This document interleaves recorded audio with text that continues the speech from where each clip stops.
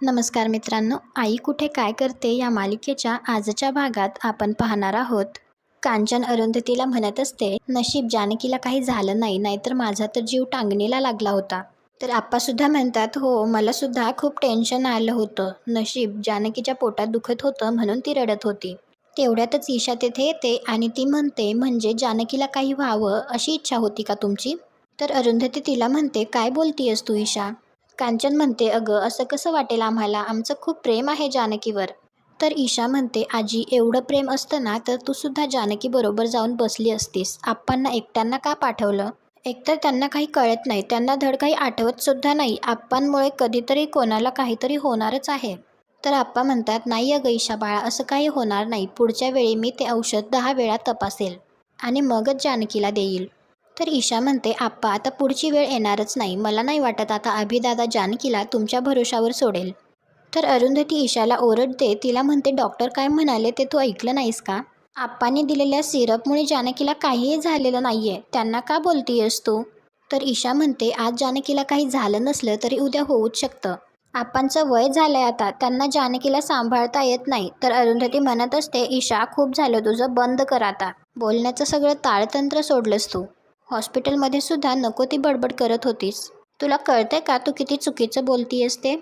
तेवढ्यात अभिसुद्धा तेथे आलेला असतो. तर तो अरुंधतीला म्हणतो, काय चुकीचं बोलतीये ईशा?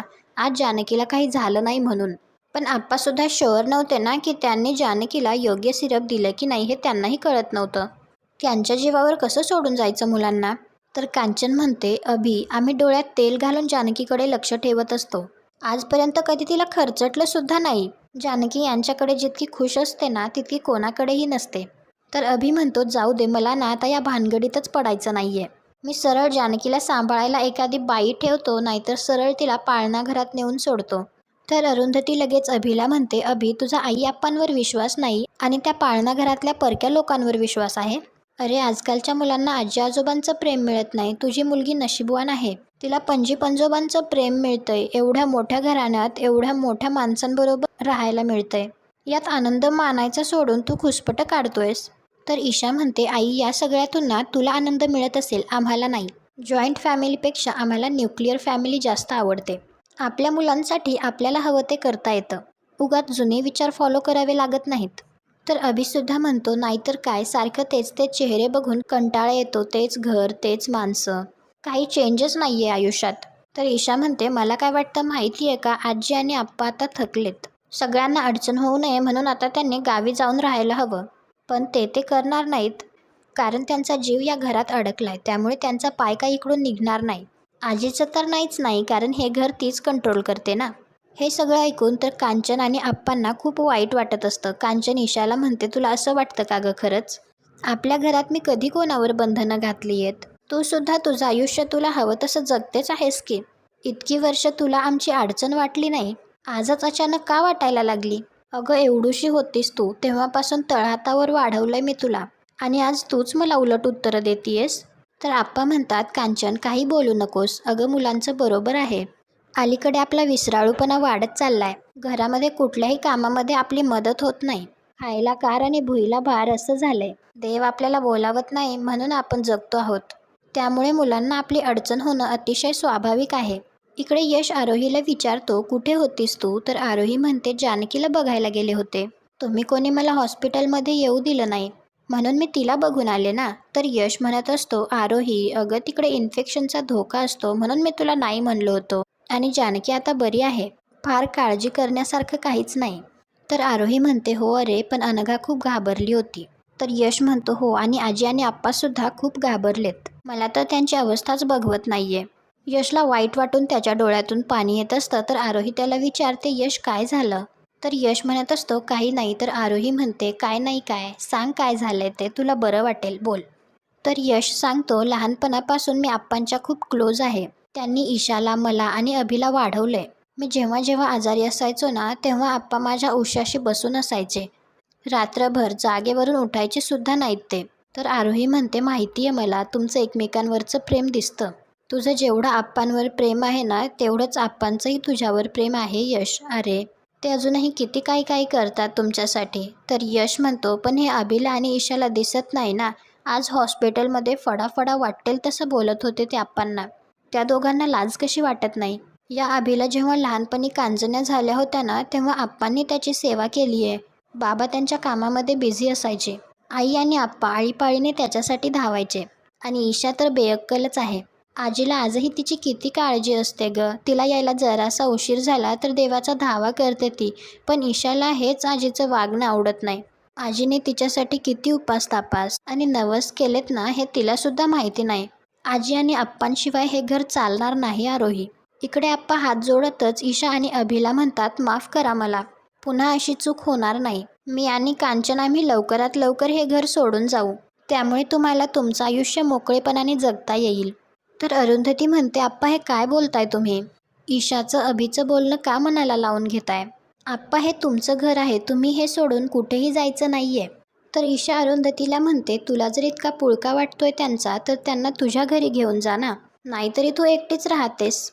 तर अरुंधती म्हणते, नेलं असतं, अगदी आनंदाने नेलं असतं. पण हे त्यांचं हक्काचं घर आहे. ते त्यांनी का सोडायचं? तर अभि म्हणतो, आई एकतर तू आमच्या घरात का बोलतीयस? तुझा काय संबंध? तुझं तू बघ ना. दुसऱ्यांच्या घरात जाऊन त्यांना अक्कल शिकवायची का? उगीचच आमच्या डोक्याच्या कटकटी वाढवतीयस तू. तर अरुंधती म्हणते, अभि, ईशा काय चाललंय तुमचं? तोंडाचा पट्टा अगदी मोकळा सोडलायत तुम्ही. वाटेल ते बोलताय. माझं सोडा, पण आजी आजोबांचा तरी मान ठेवा. अरे लहानाचं मोठं केलंय त्यांनी तुम्हाला. आप्पांनी शाळेत आणणं सोडण्यापासून सगळं केलंय तुमचं. लहानपणी गोष्टी ऐकत याच आजीच्या कुशीत झोपलात तुम्ही. तुमचे आजारपण, औषध पाणी सगळं यांनी केलंय. एक वेळ कामाच्या गडबडीत मी विसरायचे तुम्हाला औषध द्यायचं. पण आप्पा कधीही विसरलेले नाहीयेत. इतक्या मायाने केलं त्यांनी सगळं तुमचं आणि तुम्ही असं वागताय त्यांच्याशी. त्यांचं वय होत चाललंय म्हणून तुम्हाला त्यांची अडगळ वाटतीये. पण ते हे घर सोडून कुठेही जाणार नाहीयेत. कारण हे घर त्यांचं आहे. ते तुमच्या घरात राहत नाहीयेत. तुम्ही त्यांच्या घरात राहताय. आणि तुम्हाला जर अडचण होत असेल ना, तर आपापलं सामान उचला आणि घराबाहेर पडा. लक्षात ठेवा, त्यांना तुमची गरज नाहीये. तुम्हाला त्यांची गरज आहे. आई आप्पा हे घर सोडून कुठेही जाणार नाहीत. इकडे आरोही यशला म्हणत असते, या घराला घर पण त्या दोघांमुळेच तर आहे ना रे. तर यश म्हणतो, पण हे अभि आणि ईशाला कळत नाही ना. त्यांना असं वाटतं की आजी आप्पा एखाद्या निर्जीव वस्तूसारखे आहेत. काम झालं की त्यांना टाकून द्या अडगळीत. का तर आता दोघं म्हातारे झालेत. पूर्वीसारखे काम होत नाही त्यांना. गोष्टी त्यांच्या लक्षात राहत नाहीत. त्यांचा चेहरा बघून मला पोटात इतकी कालवा कालव झाली ना. पण या दोघांना एवढी साधी गोष्ट कळत नाही. हे दोघं आयुष्यभर तरुण राहणार नाहीयेत. कधीतरी त्यांच्यावरही ही वेळ येणारच आहे. ही काय पद्धत झाली का स्वतःच्या आजी आजोबांशी वागायची?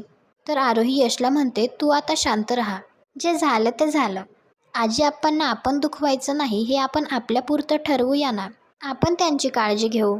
दुसरं काय करू शकतो आपण? इतरांचे विचार तर आपण रोखू शकत नाही ना.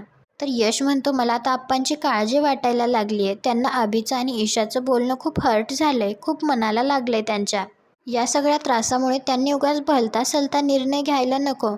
तर आरोही विचारते, भलता सलता म्हणजे काय करू शकतात ते? तर यश म्हणतो, आरोही ते दोघं घर सोडून जातील. आरोहीला सुद्धा हे ऐकून जरा आश्चर्य वाटतं. तर यश म्हणतो, हो, खूप हर्ट झालेत ते. कदाचित कायमच्या गावाला जाऊन राहतील. तर आरोही म्हणते, नाही नाही, आपण त्यांना कुठेही जाऊ द्यायचं नाहीये. तर यश म्हणतो, नाही आरोही, मी तरी त्या दोघांना सोडणार नाहीये. तर यश म्हणतो, मी आत्ता जाऊन आप्पांशी बोलू का? त्यांना बरं वाटेल. तर आरोही म्हणते, हो, तू लगेच जाऊन आप्पांशी बोल. त्यांना आत्ता तुझी गरज आहे. त्यावेळी यश आरोहीला म्हणतो, मी माझ्या आईला आणि आजी आप्पांना कधीही सोडू शकत नाही. त्यांच्यापासून लांब राहणं मला शक्यच नाहीये. तर आरोही म्हणते, यश, मला सुद्धा ते आपल्यासोबत हवे आहेत. तर यश म्हणतो, आरोही, उद्या जर आपण कुठे बाहेर गेलो ना, तर आपण त्यांना आपल्यासोबत घेऊन जाऊ. तर आरोही म्हणते, चालेल, पण आपण समृद्धी सोडून कुठेही जाणार नाही आहोत. एवढं सुख, एवढं समाधान दुसरीकडे कुठे मिळणार आहे आपल्याला? इकडे अरुंधती म्हणत असते, हे दोघं जर या घरातून गेले ना, तर घराची सगळी घडी विस्कटून जाईल. सगळा डोलारा त्यांच्या जीवावर उभा आहे, कळलं? तर ईशा म्हणते, असं काही नाहीये आई. हा तुझा गोड गैरसमज आहे. आम्हाला कोणाचीही गरज नाहीये. आजी आप्पा या घरात नसले ना, तरी कोणाचं काही अडणार नाहीये. तर अरुंधती तिला म्हणते, तू जरा गप्पच बस ईशा. आधी स्वतःचा संसार नीट करून दाखव आणि मग बोल. तुला कोणी काही बोलत नाही म्हणून फार शेफारलीस तू. आज आई आप्पा या घरात लक्ष घालतात ना, म्हणून तुमचं सगळं सुरळीत चाललंय. आज ते थकलेत, हळवे झालेत म्हणून त्यांच्या परिस्थितीचा गैरफायदा घेताय तुम्ही. माणसांची माणसांसारखं वागायला शिका रे. अरे ते काही वस्तू नाही आहेत वापरून फेकून द्यायला. आणि लक्षात ठेवा, आज ना उद्या तुम्हीही या वयाचे होणार आहात. आणि अभि, तुला मी शेवटचं सांगतीये, आई आप्पांशी या भाषेत बोलायचं नाही. मी ते खपवून घेणार नाही. आज मी अत्यंत संयमाने बोलतीये. पण यापुढे जर तुम्ही दोघं असं वागताना दिसलात ना, तर संजनाला जसं घराबाहेर काढलं तसं तुम्हा दोघांना धक्के मारून घराबाहेर काढेन. आई आप्पांना बोलण्याआधी स्वतःकडे बघा जरा. हिंमत असेल तर घराबाहेर पडा. स्वतःच्या जीवावर जगून दाखवा. स्वतंत्रपणे जगून दाखवा. आज या घरात सगळं आयतं भेटतंय ना तुम्हाला, म्हणून जास्तच बोलताय तुम्ही. आई आप्पांनी कुठे जायचं आणि काय करायचं हे ते ठरवतील. तुम्ही त्यांना काहीही सांगायचं नाही, समजलं? तर अभि आणि ईशा रागातच तेथून जातात. अभि त्याच्या रूममध्ये येतो तर अनघा जानकीजवळच बसलेली असते. तर अभि विचारतो, झोपली ना जानकी? पुन्हा काही त्रास नाहीये ना? तर अनघा त्याच्याशी काही न बोलताच तेथून उठायला लागते. तर अभि म्हणतो, अनघा काय प्रॉब्लेम आहे तुझा? एवढ्या तेवढ्या कारणावरून का चिडतेस तू? तर अनघा त्याला म्हणते, एवढंसं कारण आहे का हे? हॉस्पिटलमध्ये जे काही झालं ते एवढंसं होतं? तर अभि म्हणतो, मी काय केलं? तर अनघा म्हणते, आप्पांना एवढं बोलण्याची काय गरज होती? त्यांचा चेहरा बघितलास, त्यांना किती वाईट वाटलं होतं. तर अभि म्हणतो, हळू बोल, झोपलीये जानकी. अनघा अभिला म्हणते, आप्पांना एवढं बोलण्याची काही गरज होती का? त्यांनी नक्की कोणतं सिरप दिलंय हे माहीत नसताना सुद्धा तू त्यांच्यावर आरोप करत होतास. आणि तू बोलतोयस म्हटल्यावर काय, ईशाला सुद्धा बळ आलं. तुला माहिती आहे का अभि, जानकीला आपण घरी घेऊन आलो तेव्हा आजी तिला बघायला बाहेर सुद्धा नाही आल्या. तर अभि म्हणतो, नकोच येऊ दे, बरंच झालं. तसंही त्या दोघांच्या आता काही लक्षात राहत नाही. उगाच जानकीचं काहीतरी करायला जायचे आणि घोळ घालून ठेवायचे. त्यापेक्षा ते दोघं जानकीपासून लांब राहिलेलेच बरे. अनघा त्याला म्हणते, किती स्वार्थी आहेस रे तू. तुझी गरज असली की माणसांना वापरून घेतोस आणि गरज संपली की लांब करतोस. इतके दिवस आजी आणि आप्पाच जानकीला सांभाळतायत. तर अभि म्हणतो, हो, पण आता मी जानकीला त्यांच्या भरोशावर ठेवणार नाहीये. खूप रिस्क आहे त्यात. तर अनघा म्हणते, ठीक आहे, मग तू थांब घरी. तर अभि म्हणतो, मी का थांबू? तू थांब ना. आत्ता जानकीला तुझी गरज आहे. या वयात मुलांना आई हवी असते. तुला तिचं काहीच करायचं नाहीये. घराबाहेर पडायचंय काहीही करून आणि कामं टाळायची आहेत. म्हणून ही नोकरी करण्याची नाटकं. तर अनघा म्हणते, मी नाटकं करते? ठीक आहे, मग तू कमवून आण, मी घर सांभाळते. आहे का हिंमत? एक गोष्ट तरी धड करता येते का तुला? तर अभि म्हणतो, मुद्दाम पोक करतीयस ना तू मला? मी हर्ट झालो की तुला आनंद होतो का ग? तर अनघा म्हणते, दुसऱ्यांना हर्ट करून तुला होतो ना? तुझ्या भावना खऱ्या, इतरांना भावनाच नाही आहेत का? एवढंसं बोलले तर तुला लागलं. मग विचार कर, आप्पांना काय वाटलं असेल. त्यांची काही चूक नसताना तू त्यांना ब्लेम करत होतास. मला वाटतं तू आप्पांची माफी मागायला हवीस. तर अभि म्हणतो, मी काही कोणाची माफी वगैरे मागणार नाहीये. माझं काहीही चुकलेलं नाहीये. आप्पांच्या हट्टामुळे हे सगळं झालंय. तर अनघा म्हणते, आप्पांचा कसला हट्ट? तर अभि म्हणतो, सगळ्याच बाबतीत प्रत्येक गोष्ट मी करतो म्हणून अंगावर घेतात आणि सगळ्याची वाट लावून टाकतात. मला तर वाटतं त्यांनी इथे राहूच नये. आपले सामान गुंडाळावं आणि गावी जावं. म्हातारे तिकडेच बरे असतात. ते इकडच्या फास्ट लाईफशी काही ॲडजस्ट करू शकत नाहीत. तर अनघा म्हणते, तू काहीही बोलतोयस, कुठली गोष्ट कुठे जोडतोयस हे कळतंय का तुला?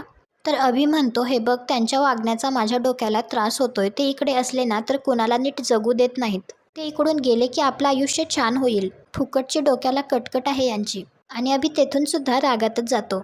त्यानंतर ईशा अभिला म्हणते, थँक गॉड जानकी बरी आहे. अभि दादा, तुला एक ऑनेस्टली सांगू का? तू न आता जानकीला आजी आप्पांकडे सोपवणं बंद कर. म्हातारे झालेत ते, त्यांना स्वतःचं धड करता येत नाहीये. जानकीचं कसं करणार आहेत ते? तर अभि म्हणतो, मला पटतंय तुझं म्हणणं, पण त्यांना जानकीला सांभाळण्याची खूप हौस आहे ना. सतत तिच्या मागे मागे करत असतात. आपण तरी काय बोलणार, नाहीतरी कसं म्हणणार ना. आणि तिला सुद्धा त्यांचा लळा लागलाय. तर ईशा म्हणते, आय एम सॉरी, पण आपल्याला थोडंसं रूढ व्हावं लागेल. त्यांना जर स्वतःला कळत नसेल ना तर आपल्याला त्यांना जानकीपासून लांब ठेवावं लागेल. जानकीचं सोड यार, माझ्यावर सुद्धा ते वॉच ठेवून असतात. आता मी काय करते, कुठे जाते याच्याशी त्यांचा काय संबंध? पण नाही, इतके प्रश्न विचारतात ना, सारखं तेच तेच बोलत असतात. आपल्या घरात आपल्याला चोरासारखं जगावं लागतं. अरे घर आहे की जेल आहे हे? आणि आजी, तिची तर इतकी बारीक नजर असते ना. धड बाहेर जाता येत नाही ना, घरी कोणाला बोलावता येत नाही. कोणासमोर ती काय बोलेल याचा काही नेम नाही. तर अभि म्हणतो, आणि हे घर तरी कोणाला बोलवण्याच्या लायकीचं राहिलंय का? जुनाट भिंती, जुनाट फर्निचर, वर्षानुवर्ष हेच बघतोय मी. आता याचाही कंटाळा यायला लागलाय मला. माणसाला चेंज हवा असतो यार. हे कळत कसं नाही कोणाला काय माहिती. तर ईशा म्हणते, अभि दादा, मला ना संजना आंटी सांगत होती, तो बिल्डर जागा बघून गेला ना, त्याला इथे टॉवर बांधायचा आहे. तिने मला तो प्लॅन सुद्धा दाखवला. आपल्याला प्रत्येकाला एक फ्लोअर मिळणार आहे. जस्ट इमॅजिन काय किंमत असेल एका फ्लॅटची. तुला नाही का वाटत आपण सुद्धा एखाद्या पॉश घरात राहावं? तुला आपल्याच घराची लाज वाटणार नाही. आपल्याकडे कोण आलं कोण गेलं ते या घरातल्या कोणालाही कळणार नाही. नाहीतर आजीच्या राज्यात कोणाला बोलवताच येत नाही. ती आलेल्या माणसांच्या इतक्या चौकशा करते की आपल्याला काही बोलताच येत नाही. तर अभि म्हणतो, तुझं सगळं खरं आहे, परंतु आप्पांच्या परवानगीशिवाय या घराचं काहीही होणार नाही. तर ईशा म्हणते, होईल रे दादा, आपण असं किती दिवस आयुष्य जगणार आहोत? त्या दोघांचं आता वय झालंय, पण आपलं अख्खं आयुष्य आहे. हेच तर मजा करण्याचे दिवस आहेत. मग आपण असं का जगायचं? आपली मान गुडघ्यात गेल्यावर टॉवरमध्ये राहायला जायचं का? हे बघ दादा, तू जानकीच्या फ्युचरचा विचार कर. मी तर बाबांना स्पष्टपणे सांगितलंय, मी त्यांच्या आणि संजना आंटीच्या बाजूने आहे. तू काय ठरवलंयस? तर अभि म्हणतो, ऑफकोर्स मी सुद्धा त्यांच्याच बाजूने आहे. पण या आप्पांचं करायचं काय? त्यांना आपल्या आईचा पाठिंबा आहे ना, त्यामुळे ते आपलं अजिबात ऐकत नाहीत. आप्पा जोपर्यंत ग्रीन सिग्नल देत नाहीत ना, तोपर्यंत इथे काहीही होणार नाही. तर ईशा म्हणते, असं काही नाहीये रे. आपण जर त्यांना दाखवून दिलं ना, या घराला त्यांची गरज नाहीये, त्यांची अडगळ होतीये, तर ते दोघं स्वतःहून हे घर सोडून जातील. आणि समजा ते जर नाही गेले, तर आपण सरळ त्यांच्याकडून आपला या घरातला शेअर मागायचा. हे बघ दादा, त्यात काही गैर नाहीये. त्यांना जर हे घर पाडायचं नसेल तर आपल्याला हेच करावं लागणार आहे ना. माझं तर ठरलंय, काहीही झालं ना तरी मला माझं स्वतःचं घर हवंय. तू विचार कर ना, बघ मी तर एकटी आहे, पण तुझी फॅमिली आहे ना. तू तुझ्या फॅमिलीचा विचार कर. तुला नाही का रे वाटत जानकीला छान आयुष्य मिळावं, आयुष्यातले सगळे कम्फर्ट्स मिळावे? हे बघ दादा, इथे टॉवर झालं ना तर आपलं आयुष्य ड्रास्टिकली बदलेल. Think over it. अशा प्रकारे ईशाने अभिला पूर्णपणे तिच्या बोलण्यामध्ये गुंडाळलेलं असतं आणि आजचा भाग इथेच संपतो. पुढील भागात आपल्याला पाहायला मिळणार आहे, अभि सगळ्यांसमोर म्हणतो, सॉरी पण मी जरा स्पष्टच बोलतो. मी ना आता वेगळं राहायचं ठरवलंय. तर अरुंधती म्हणते, मला आवडेल अभि तू स्वतःच्या पायावर उभा राहिलेलं. खरंच जा तू हे घर सोडून. तर अभि म्हणतो, मी हे घर सोडून कुठेही जाणार नाहीये. जेवढा हक्क या घरावर आप्पांचा आहे, तेवढा माझा सुद्धा हक्क आहे. मला या घरातला माझा हिस्सा हवाय. तर ईशासुद्धा लगेच म्हणते, ॲक्च्युली मला सुद्धा माझा हिस्सा हवाय. एकतर आम्हाला आमचा हिस्सा द्या, नाहीतर हे घर बिल्डरकडे द्या. हे ऐकून तर आप्पा आणि कांचनला खूप वाईट वाटतं. तुम्हाला हा भाग कसा वाटला ते कमेंट करून नक्की सांगा. व्हिडिओला लाईक करा, आपल्या मराठी मालिका चॅनलला सबस्क्राईब करा. भेटू उद्याच्या भागात.